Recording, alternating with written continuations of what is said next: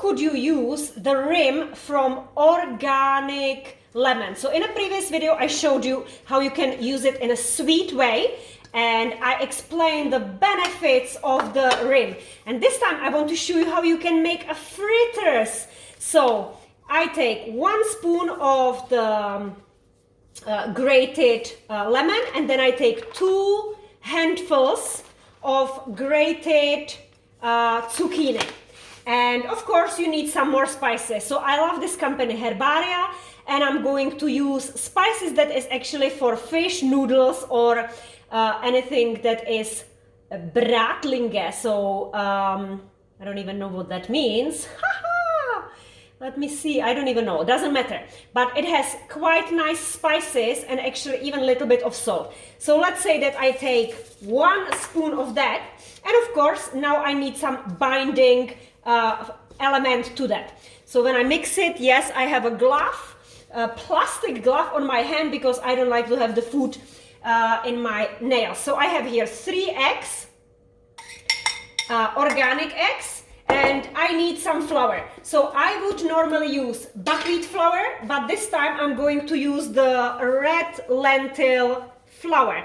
And if you want to make it a little bit more exotic, you could add there grated coconut.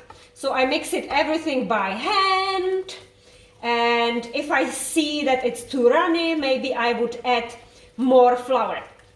And yes, I think, or you can experiment with whatever you want. Maybe I would want to add there some carrots. So I would add there more carrots, or maybe I feel like to add there some pumpkins. So whatever vegetable you grated in your batch cooking session when you were using your device, then just feel free to experiment. And you would either fry it in a coconut oil.